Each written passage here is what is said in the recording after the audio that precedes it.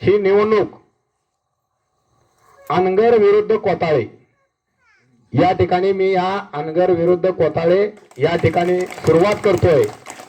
कारण का तर या ठिकाणी फक्त कोताळे नाही अण्णा, फक्त कोताळे नसून मावळ तालुक्यातील सर्वसामान्य जनतेविरुद्ध अनगर अशी निवडणूक आहे। खरं तर आपण निवडणूक लढत असताना किंवा जनतेच्या समोर जात असताना आपण काय केलं पाहिजे, जनतेच्या समस्या काय असल्या पाहिजे, जनतेच्या समस्या काय सोडवल्या पाहिजे, ह्या माध्यमातून आपण जनतेच्या समोर गेलं पाहिजे। खरं तर जनतेच्या समोर विकास मांडायचा सोडून या ठिकाणी आमच्यावरच वारंवार या ठिकाणी आमदार असतील, उमेशदादा असतील, विजयराजदादा डोंगरे असतील किंवा मी स्वतः असेल, आमच्यावर टीकाच केल्या जातात। परंतु त्यांनी 30 वर्षामध्ये या ठिकाणी मावळ तालुक्याची सत्ता त्यांच्या हातात होती, पंचायत समिती होती, जिल्हा परिषद होती, त्यांनी या ठिकाणी काय केलं?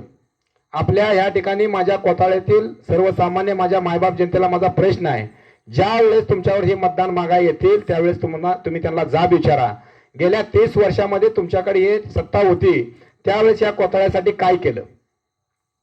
अनेक समस्या या ठिकाणी, आता आम्ही कोताळ्यात बी फिरलो, काल पूर्ण कोताळे या ठिकाणी वाडी वस्तीवर गेलो, आज औंढी भागात फिरलो, परवा अंकुलीत फिरलो, म्हणजे सगळीकडे फिरतोय बघतोय।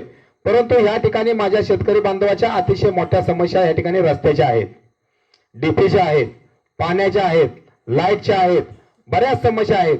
गेल्या 30 वर्षामध्ये या ठिकाणी त्यांनी काय केलं? आज जर त्यांना या ठिकाणी ज्यावेळेस राजाभाऊ खरे यांच्या माध्यमातून आपण या ठिकाणी विकास करत असो किंवा त्या ठिकाणी मुरुम टाकत असतो, माझ्या जिल्हा परिषदच्या जिल्हा नियोजनच्या माध्यमातून जिल्हा नियोजनच्या फंडातून मी निधी टाकला असेल किंवा त्या ठिकाणी काम करत असेल, त्यावेळेस यांना मुरुम टाकण्यासाठी जाग कशी आली? ज्या वेळेस या ठिकाणी अण्णा आमदारकीचं इलेक्शन लागलं, गेल्या 2 वर्षापासून त्या ठिकाणी आमदार साहेब या ठिकाणी मागल त्याला रस्ता देत होते, मागल त्याला पाणी देत होते, दवाखान्यासाठी मदत करत होते, तरी देखील या ठिकाणी या ठिकाणी तत्कालीन आमदार त्यावेळेचे यशवंत माने यांनी ज्या वेळेस राजाभाऊ खरे यांनी काम चालू केलं त्यावेळेस मुरुम टाकायची पाळी का आली?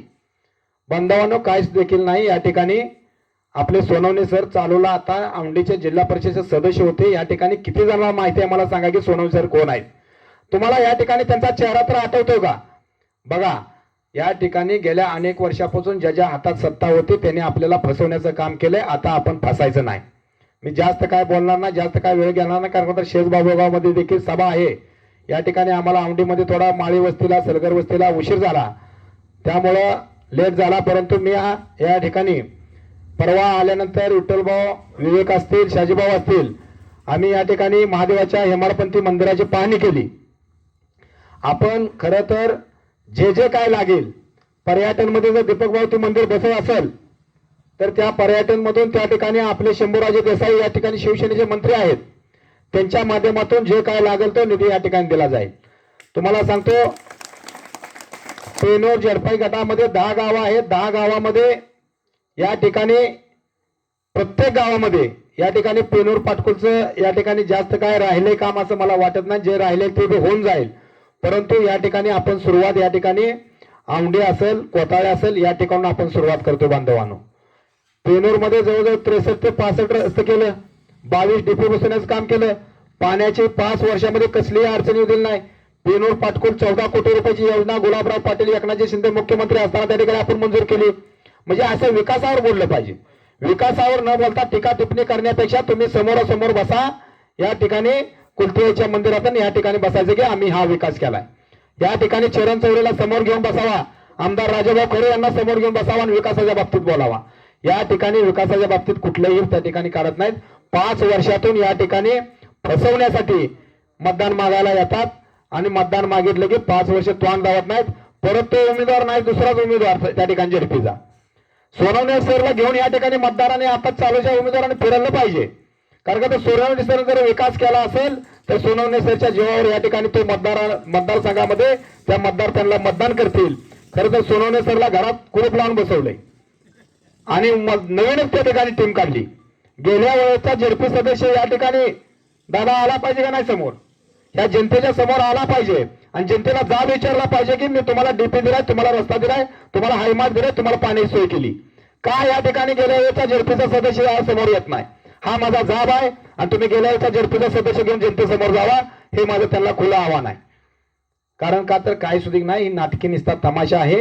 इलेक्शन पुरतं बाहेर येतात, फक्त हवेच्या पलीकडे विकास झाला, हवेच्या पलीकडे विकास नावाची व्यक्तीच आपल्याला भेटली, परंतु विकास कुठे पाहायला मिळाला नाही, हेच तुम्हाला सांगतो. आणि हवेच्या अलीकडल्या प्रत्येक गावामध्ये आपण येणाऱ्या काळामध्ये विकास करू, फक्त आपल्या झडपी गटापुरता नाही. झडपी गटातील 10 गावं तर ह्या जिल्ह्यामध्ये 68 झडपी गटामध्ये टॉपची गावं असतील, त्याबद्दल ते मात्र सांगत आहे ना. मी या कुर्तियाच्या मंदिराच्या साक्षीने सांगतो की येणाऱ्या काळामध्ये पेनूरच्या धर्तीवर जसं पेनूरमध्ये विकास झाला गेल्या 2-3 वर्षामध्ये, त्याच पद्धतीने या ठिकाणी कोथळा गावाचा विकास केल्याशिवाय मी स्वस्थ बसणार नाही. बांधवांनो, कुणाच्याही दबावाला बळी पडू नका, कुणाच्याही कुठल्या फसवेगिरीला बळी पडू नका. कुणी माल दिला तर घ्या, ह्या ठिकाणी धनलक्ष्मीचं जास्त वाटप होणार आहे, बिंदास्त घ्यायचं. काय कष्टानं कमवून हिरी फोडून, आम्ही हिरी फोडून इथपर्यंत आलोय. माझे वडील इथं बसलेत, हनुमंत चौरे, त्या ठिकाणी फेटा घालून बघा. आम्ही वडिलांना आम्ही हिरी फोडायचं काम केलं, परंतु तुम्हाला सांगतो या ठिकाणी त्यांची फसवेगिरी आपल्या समोर येईल. काय सुद्धा टेन्शन घ्यायचं नाही, माल येईल तेवढा घ्यायचा, अजून दाबून दे म्हणायचं आणि बटन धनुष्यबाणाला दाबायचं, एवढंच काम करायचं. कारण का तर आपल्याला विकास करायचा आहे आणि 10 जिल्ह्यामध्ये टॉपची 10 गावं बनवण्यासाठी हा चरणराज चौरे रात्रीचा दिवस केला. करण बांधवांनो, या ठिकाणी आपल्याला चांगला साथीदार या ठिकाणी मिळाला आहे, दीपक भाऊ. त्यांना देखील या ठिकाणी संघर्षातून दीपक भाऊ तयार झाले, संघर्षातून मी तयार झालोय. तर ह्या सर्वसामान्य जनतेच्या जीवावर आम्ही राजकारण करतोय, सर्वसामान्याच्या अडचणी सोडून या ठिकाणी राजकारण करतोय बांधवांनो. तर ह्या सर्वसामान्यांनी ज्यावेळेस निवडणूक हातात घेतात त्यावेळेस काय होतंय ते येणाऱ्या 7 तारखेला त्यांना कळेल आणि 9 तारखेला ते तुम्हाला सांगतो दिसणार देखील नाही, ते माझा शब्द.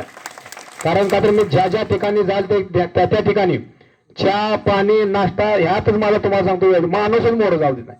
प्रत्येक हे घर झालं की त्या घरी थांबायला राहू, चहा घ्या, शब्द मोडता येत नाहीत. इतकं प्रेम अतिशय तुम्हाला सांगतो या पेनोर झडपी गटातील 10 गावामध्ये मिळतंय. अतिशय मी कधी कल्पना देखील नव्हती की मी जिल्हा परिषदचा उमेदवार होईल, मी जिल्हा परिषदला उभा राहील, त्या पद्धतीने मी कधी कल्पना देखील नव्हती. आणि कोताळे गावामध्ये निधी खरं तर अण्णा विवेक फक्त तुम्ही मागे राहिला निधी मागण्याच्या बाबतीत. दीपक भाऊ त्या ठिकाणी कुठल्या पक्षाचं ते मी सांगणार नाही, परंतु दीपक भाऊने गेल्या मला 2 वर्षाखाली त्यांनी नुसता कॉल केला, फोन केला, तर मी त्यांना 50 लाख रुपयाचा निधी देण्याचं काम केलं. 2 वर्षापूर्वी जिल्हा नियोजन मधून शेज बाबगावमध्ये 50 लाख रुपयाचा निधी दिला. ठीक आहे, मी कोताळेकरांना मी काय देऊ शकलो नसेल, परंतु येणाऱ्या काळामध्ये एक वाढता हातच्या म्हणून तुम्हाला सगळ्यापेक्षा जास्त निधी दिला. एक बी रस्ता या ठिकाणी वाढीव वस्तूचा राहणार नाही. पेवर ब्लॉक असेल, शाळेचे प्रश्न असतील, पाण्याचे प्रश्न असतील, या ठिकाणी ह्या तलावात पाणी सोडण्याचा प्रश्न असेल, या ठिकाणी तुम्ही निवडून दिल्या 2 महिन्याच्या आत गुलाबराव पाटील आमचे त्या ठिकाणी पाणी पुरवठा मंत्री आहेत, आपल्या हक्काचा माणूस आहे. एकनाथजी शिंदे साहेब उपमुख्यमंत्री आहेत. ह्या तलावात या ठिकाणी 2 ते 2.5 किलोमीटरहून या ठिकाणी पाणी आणण्याचं काम आपण करू. त्या कॅनलवर एक नवीन डीपी बसवण्याचं काम करू. ह्या कोताळकरांना पाणी कुठल्याही परिस्थितीत एक टिपका सुद्धा कमी पडू देणार नाही. हा शब्द मी एकनाथजी शिंदे साहेब असतील, गुलाबराव पाटील असतील आणि आमदार राजाभाऊ खरे असतील यांच्या वतीनं या ठिकाणी मी देतो. आणि बांधवांनो, येणाऱ्या 7 तारखेला जिल्हा परिषदचा उमेदवार मी स्वतः आहे. त्याचं चिन्ह आहे धनुष्यबाण. धनुष्यबाणाचं बटन आहे 1 नंबरला. कारण का तर आपला धंदाच 2 नंबर नाही, त्यामुळे बटन सुद्धा 1 नंबरला आलंय. कारण का तर ज्याचा धंदा 2 नंबर आहे जिल्हा परिषद मधलं फक्त, त्याचा बटन किती नंबरला आहे? 2 नंबरला. कारण का तर पाण्यात दूध, दुधात पाणी, एका हातात पाण्याचं कॅन, दुसऱ्या हातात दुधाचं बटन, दुधाचं ही कॅन. परंतु त्या ठिकाणी बांधवांनो जिल्हा परिषदचा विषय चालला बघा. जिल्हा परिषदच्या 6 उमेदवाराचा म्हणजे जिल्हा परिषद मधले आम्ही 2 उमेदवार आहेत, त्या दोन्ही उमेदवारात चाललाय.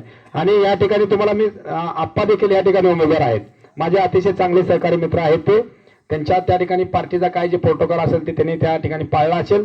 आप्पाची माझी देखील त्या ठिकाणी बैठक बऱ्याच वेळा झाली. आम्हाला त्या ठिकाणी सगळ्यांना सामावून घेऊन या ठिकाणी करण्याची आमची खूप इच्छा होती. कारण का आप्पा देखील आमचे सहकारी आमच्या बरोबर असावा असा आमचा प्रयत्न होता. परंतु काही गोष्टीने त्या ठिकाणी हे झालेलं नाही, म्हणजे आमचे जुळलं नाही. परंतु त्या ठिकाणी मी कोणावर टीका करत नाही. आप्पा आमचे चांगले सहकारी मित्र आहेत. त्या ठिकाणी प्रभाकर भाया देखील त्या ठिकाणी निवडणूक लढतायत. निवडणूक लढण्याचा अधिकार प्रत्येकाला बांधवांनो, निवडणूक लढण्याचा प्रत्येकाला अधिकार आहे. परंतु ह्या व्यक्तीला मत टाकणं म्हणजे राजन पाटलाला मत टाकल्यासारखं आहे. मी कुणावर म्हणजे त्या व्यक्तीचं कामाबद्दल मी सांगत नाही, परंतु आपली निवडणूक कुणाबरोबर आहे? कोत्ताळे विरुद्ध अनगरकर. तर कोत्ताळकरांनी चांगल्या पद्धतीने हे काय या ठिकाणी करावा, विचार करावा आणि धनुष्यबाणासमोरील बटन दाबून पंचायत समितीला या ठिकाणी दीपक भाऊ आहेत आणि या ठिकाणी मी जिल्हा परिषदला आहे. धनुष्यबाणासमोरील बटन दाबून जास्तीत जास्त मतं द्यावी आणि मी तुम्हाला विकासाच्या बाबतीत कुठलाही या ठिकाणी कमी पडू देणार नाही. पेनूरच्या धर्तीवर या ठिकाणी 10 गावाचा विकास करतो एवढं सांगतो आणि माझे 2 शब्द संपवतो. जय हिंद, जय महाराष्ट्र.